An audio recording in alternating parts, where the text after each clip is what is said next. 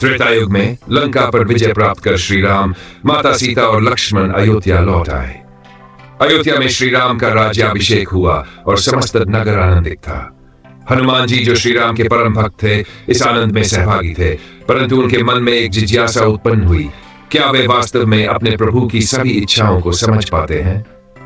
एक दिन हनुमान जी ने श्री राम से निवेदन किया, प्रभु, मैं आपकी सेवा में सदैव तत्पर रहता हूं, परंतु क्या मैं आपकी सभी इच्छाओं को भली भांति समझ पाता हूं?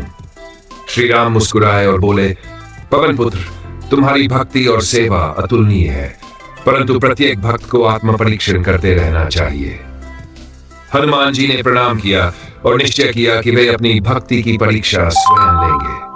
उन्होंने सोचा, यदि मैं अमृत प्राप्त कर लूं और उसे प्रभु के चरणों में अर्पित करूं, तो ये मेरी भक्ति की पराकाष्ठा होगी। हनुमान जी अमृत की खोज में निकल पड़े। वे जानते थे कि अमृत केवल देवताओं के पास है और उसे प्राप्त करना अत्यंत कठिन है। फिर भी अपनी भक्ति और शक्ति के बल पर वे स्वर्गलोक की ओर प्रस्थान कर गए। स्वर्गलोक में पहुंचकर हनुमान जी ने इंद्रदेव से भेंट की और अपनी इच्छा व्यक्त की। इंद्रदेव ने कहा, पवन पुत्र, अमृत की रक्षा स्वयं विष्णु जी करते हैं, इसे प्राप्त करना सरल नहीं है। हनुमान जी ने नमन किया और श्री हरि विष्णु के दर्शन के लिए क्षीर सागर की ओर बढ़े। वहां पहुंचकर उन्होंने विष्णु जी की स्तुति की। विष्णु जी प्रकट हुए और बोले, वत्स हनुमान, किस उद्देश्य से तुम यहाँ आए हो?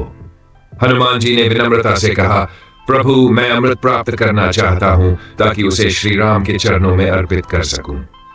विष्णु जी मुस्कुराए और बोले, अमृत की प्राप्ति के लिए तुम्हें 3 कठिन परीक्षाओं से गुजरना होगा।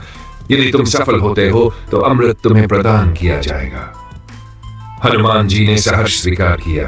विष्णु जी ने हनुमान जी को एक विशाल दर्पण के सामने खड़ा किया और कहा, इस दर्पण में देखो और अपने सच्चे स्वरूप को पहचानो। हनुमान जी ने दर्पण में देखा, परंतु उन्हें अपना प्रतिबिंब नहीं दिखा। उन्होंने ध्यान लगाया और आत्मचिंतन किया। उन्हें एहसास हुआ कि वे केवल श्री राम के दास हैं, उनका कोई स्वतंत्र अस्तित्व नहीं है। जैसे ही यह भावना उनके मन में आई, दर्पण में उनका प्रतिबिंब प्रकट हुआ। विष्णु जी प्रसन्न हुए और बोले, तुमने सत्य को पहचान लिया है। विष्णु जी ने हनुमान जी को एक कमल का फूल दिया और कहा, इस फूल को लेकर कैलाश पर्वत पर जाओ और वहां भगवान शिव को अर्पित करो, परंतु ध्यान रहे, मार्ग में अनेक बाधाएं आएंगी। हनुमान जी कमल लेकर कैलाश की ओर प्रस्थान कर गए। मार्ग में उन्हें भीषण आंधी, तूफान, भयंकर राक्षस और गहरी खाइयां मिली, परंतु उन्होंने धैर्य नहीं खोया और निरंतर आगे बढ़ते रहे। अंततः वे कैलाश पहुंचे और कमल भगवान शिव को अर्पित किया। भगवान शिव प्रकट हुए और बोले, हनुमान, तुम्हारा धैर्य अद्वितीय है।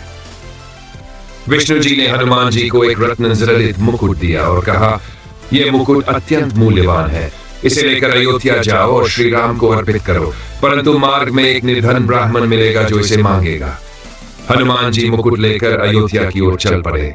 मार्ग में उन्हें वह ब्राह्मण मिला। उसने हनुमान जी से मुकुट की याचना की। हनुमान जी ने बिना संकोच के मुकुट उसे दे दिया। अचानक ब्राह्मण अपने वास्तविक रूप में प्रकट हुआ। वह स्वयं विष्णु जी थे। विष्णु जी ने कहा, हनुमान, तुम्हारा त्याग अतुलनीय है, तुमने सभी परीक्षाएं सफलतापूर्वक उत्तीर्ण की है। विष्णु जी ने हनुमान जी को अमृत प्रदान किया।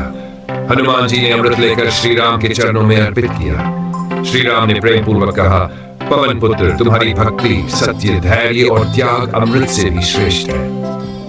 हनुमान जी ने सिर झुकाकर कहा, प्रभु, यदि मेरी भक्ति आपको प्रसन्न कर सके तो यही मेरा सच्चा अमृत है। श्री राम ने हनुमान जी को गले लगाया और कहा, तुम सदा मेरे प्रिय रहोगे। इस प्रकार हनुमान जी ने अपनी भक्ति की परीक्षा स्वयं ली और यह सिद्ध किया कि सच्चा अमृत भक्ति सत्य, धैर्य और त्याग में नहीं।